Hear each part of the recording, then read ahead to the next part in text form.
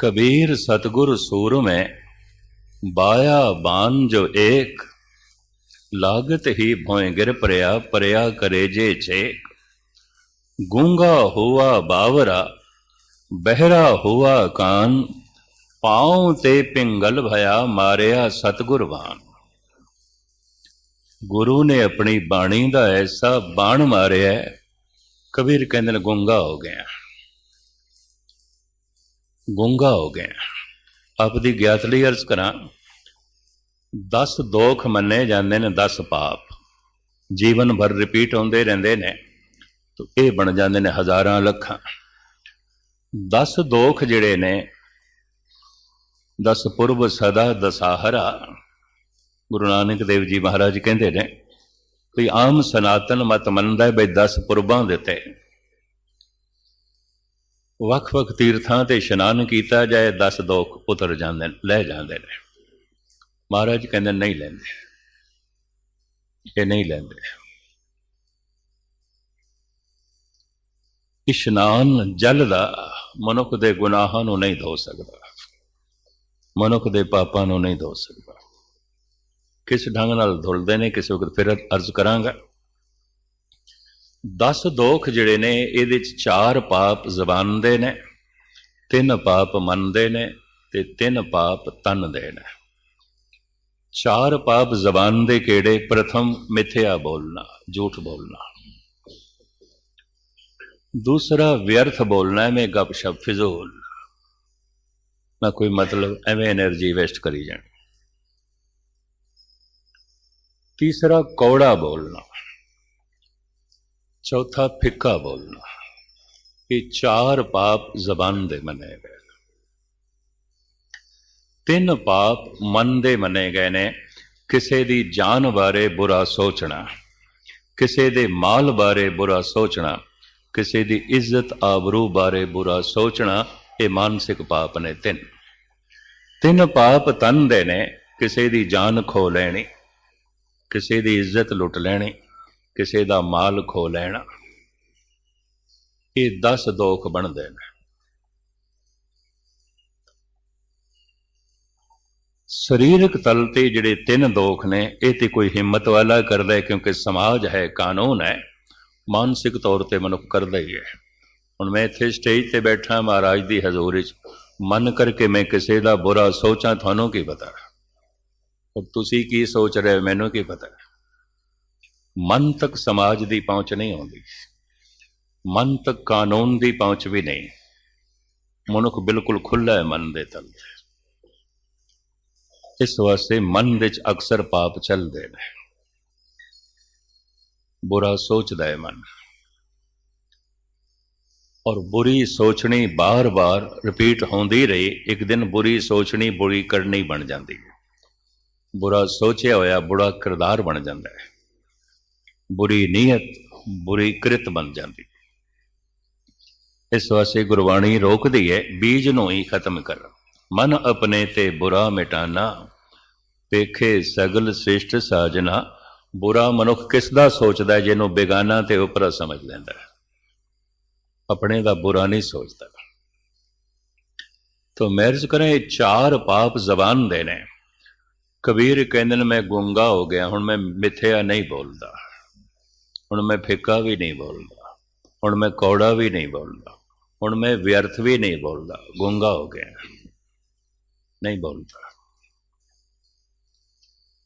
दूसरा शब्द का जो तीर लगे, जो पीड़ हुई है, ये भी मैं बयान नहीं कर सकता, गूंगा हो गया। और इस तीर दे लगदियां जो रस आया है, मैं भी बयान नहीं कर सकता, गूंगा हो गया। कहो कबीर गूंगे गुड़ खाया, पूछे तो क्या कहिए। बिसम बिसम बिस्मे ही भैये लाल गुलाल रंगारे, कहो नानक संतन रस आई है, ज्यों चाख गूंगा मुस्कारे। मुस्कुराहट से दसदी है गूंगे नूं कोई स्वाद आया है, पर बेचारा बयान नहीं कर सकता। इतना महारस ते इन्नी निक्की जी जबान उस रस नूं नहीं बयान कर सकती, उस पीड़ा नूं भी नहीं बयान कर सकती, उस सच्चाई नूं भी नहीं बयान कर सकती। धन गुरु नानक देव जी महाराज कहते ने, जे हूँ जाना, जे मैं उस रस नूं जान भी लिया, उस प्रभु नूं जान भी लिया, आखा ना ही मैं कहना नहीं। महाराज जान लिया तो कह दो, कईयां नूं पता चल जाएगा। पता सतगुरु की कहते ने, कहना कथन ना जाए। मेरी कथनी च नहीं आउंदा, मेरी कथनी छोटी पै जाती है। वो इतना महान, ऐसा नहीं कि मैं कथन नहीं किए थे।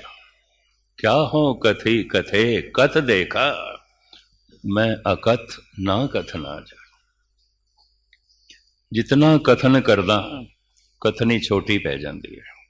वो बहुत वड्डा है, बहुत वड्डा। कबीर कहते ने, गूंगा हो गया उस तीर ते लग दे। गूंगा हुआ बावरा। बावरे दे अर्थ आम पंजाब दे पागल करते हैं, पर गुरबाणी ग्रैमर के मुताबिक इसके अर्थ ने भोला। ते भोले के अर्थ भी पंजाब दे बेवकूफ ही करते हैं। एवें बेवकूफ नूं कह देंगे तो भोला नहीं। भोला शब्द दो अवस्थावां तो बनता है, भरोसे तो ते प्यार तो। जिस नाल प्यार है उस ते भरोसा भी है, जिस ते भरोसा है उस नाल प्यार भी है।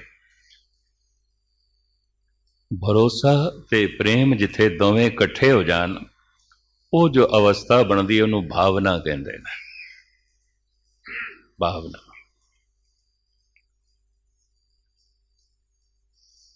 भावक मनुख, भावना नाल भरिया होया मनुख, उन्होंने भोला आख्या।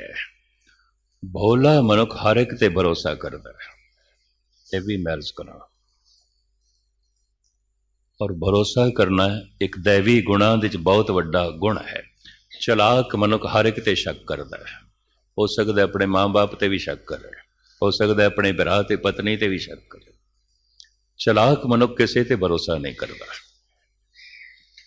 भोला मनुख ठगा ते सकता है, ठग नहीं सकता। चलाक बंदा ठग ते सकता है, ठगा नहीं सकता। भोला होना दैवी गुणा दे चों एक बहुत वड्डा गुण है। भोला मनुख अंदरों बाहरों एक होंदा है। चलाक मनुख बाहरों कुछ होर है, अंदरों कुछ होर है। धन गुरु गोबिंद सिंह जी महाराज औरंगजेब नूं कहंदे ने, जफरनामा श्री मुखवाक पातशाही 10वीं, तो रामन न दानम के यजदा शनास, बरामज़्ज़तो का रहा दिल खराश। भावें तो हद दे तस्बीह रखदा है और अल्लाहू अल्लाहू जपदा है, 5 वक्त नमाज पढ़दा है, फिर भी तो खुदा शनास नहीं है, शैतान है, धोखेबाज है। गुरु गोबिंद सिंह जी महाराज की हिम्मत, अगर सद कुरान बखुरी कसम, मराए एतबार न यक जर्रा दम। एक नहीं तू 100 कसमां भी कुरान दियां खावें, मैं तेरे ते भरोसा नहीं कर सकता। तू झूठा, तेरी कुरान दी कसम झूठी। तू बाहरों कुरान दी तलावत करदा, अंदरों शैतान है। तेरे 2 रूप ने। चलाक मनुख दे 2 रूप हैं हमेशा, दिखांदा कुछ होर है, होंदा कुछ होर है। भोला अंदरों बाहरों एक है। साडे देश दे महान हो गए जोगी नो, शिव जी नो भोला शंकर कहते हैं। भोला नाथ, भोला भोला, हर एक ते भरोसा कर लेना। अपने उस सेवादार ते भी भरोसा किया जो उसनूं ठगण लई आया और बड़ा भारी धोखा देण लगा। भरोसा। भोला मनुख ठगा सकता है, ठग नहीं सकता। भोला मनुख अंदरों बाहरों एक होंदा है। हाफिज कहते ने, सद जां फिदाए आं के जबानश दिलश यकेस्त। 1000 जिंदड़ियां उस बंदे तो कुर्बान कीतियां जा सकदियां ने जिहदी दिल ते जबान एक है।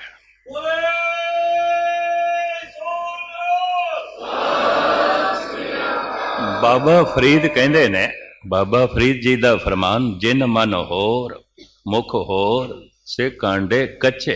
ये तो कच्चे मनुख ने, कहते कुछ होर ने, सोचते कुछ होर ने। नीयत कुछ होर है, कृत कुछ होर दिखाते। ਚਲਾਕ ਮਨੁੱਖ ਦੇ ਦੋ ਰੂਪ ਹੁੰਦੇ ਨੇ। ਭੋਲਾ ਅੰਦਰੋਂ ਬਾਹਰੋਂ ਇੱਕ ਹੁੰਦਾ ਹੈ। ਕਬੀਰ ਕਹਿੰਦੇ ਨੇ ਭੋਲਾ ਹੋ ਗਿਆ। ਗੂੰਗਾ ਹੁਆ ਬਾਵਰਾ ਬਹਿਰਾ ਹੁਆ ਕਾਨ। ਹੁਣ ਮੈਂ ਕੰਨਾਂ ਨਾਲ ਮਿੱਥਿਆ ਸੁਣਦਾ ਵੀ ਨਹੀਂ, ਨਾ ਕਿਸੇ ਦੀ ਨਿੰਦਾ ਸੁਣਦਾ, ਨਾ ਫੋਕੀ ਉਸਤਤ ਸੁਣਦਾ, ਨਾ ਵਿਖੇ ਨਾਦ ਸੁਣਦਾ, ਨਾ ਗੰਦੇ ਗੀਤ ਸੁਣਦਾ। मैं भी नहीं सुनता, कन्ना तो बहरा हो गया। गूंगा हुआ बावरा बहरा हुआ कान। पांव ते पिंगल भया मारिया सतगुरबान। गुरु ने अपनी बाणी दा बाण की मारिया, पैरां तो पिंगला हो गया, चलन जोगा ही नहीं रहा। मन की गल पे करते ने। स्वामी रामानंद का एक शब्द है बसंत राग दे, उन्होंने इसे का जिक्र किया है। कत जाइए रे घर लागो रंग, मेरा चित न चलत मन पायो पंग। मन दी भटकना मिट गई है, पंग पिंगला हो गया, मन दे पैर टुट गए, मन दी भज दौड़ खत्म हो गई, मन टिक गया, पैर ही टुट गए दे भज दौड़ दे। वासना दौड़ांदी है, रही नहीं। मेरा चित न चलत मन पायो पंग, एक दिवस मन भई उमंग। गस चंदन चोआ बहुत सुगंध, पूजन चाली ब्रह्म ठाए, सो ब्रह्म बटायो गुर मन ही मार। स्वामी रामानंद बसंत राग का शब्द है। कबीर कहते ने पैरां तो पिंगला हो गया, भटकना मिट गई। पांव ते पिंगल बया मारिया सतगुरबान। ऐसा गुरु ने बाणी दा बाण मारिया, पैरां तो पिंगला हो गया, भटकना मिट गई। इनू उर्दू दे मायानाथ शायर गालिब ने अपने अंदाज नाल बयान किया। कदी कदी इस तरह के कवि जब किसी गहरी सोच दे चाहुंदे ने, कुछ सच्चाइयां उन्हां दे अंदरों जन्म लैंदियां ने। ध्यान देना। गालिब कहता है मेरे टूटे हुए पाए तलब का मुझ पे ऐसा है। ये जो मेरे पैर टुट गए, टुटे हुए पैरां दा मेरे ते बड़ा एहसान है। मैं इन्हां दा बड़ा एहसान मनदा। हद हो गई, पैर टुट गए ते टुटे हुए पैरां दा एहसान। पाए तलब होर चाहिदा, होर चाहिदा, वासना, ਇਹਦੇ पैर टुट गए। गालिब इंज बयान पे करते, मेरे टूटे हुए पाए तलब का मुझ पे ऐसा है, तुम्हारे दर से अब उठकर कहीं जाया नहीं जाता। खुदा हुण मैं तेरे बूए जोगा रह गया कि भटकना तो मिट गई, किधरे जान जोगा रहा ही नहीं, पैर ही कोई नहीं। तलब वासना इच्छावां दौड़ांदियां सन, वो पैर ते टुट गए। मेरे टूटे हुए पाए तलब का मुझ पे ऐसा है, तुम्हारे दर से अब उठकर कहीं जाया नहीं जाता। मोहब्बत असल में मखमूर वो राज़े हकीकत है, समझ में आ गया है फिर भी समझाया नहीं जाता। कहता गल ते मैं समझ ली, हुण मैं किस तरह समझावां, गूंगा हो गया, नहीं कह सकता।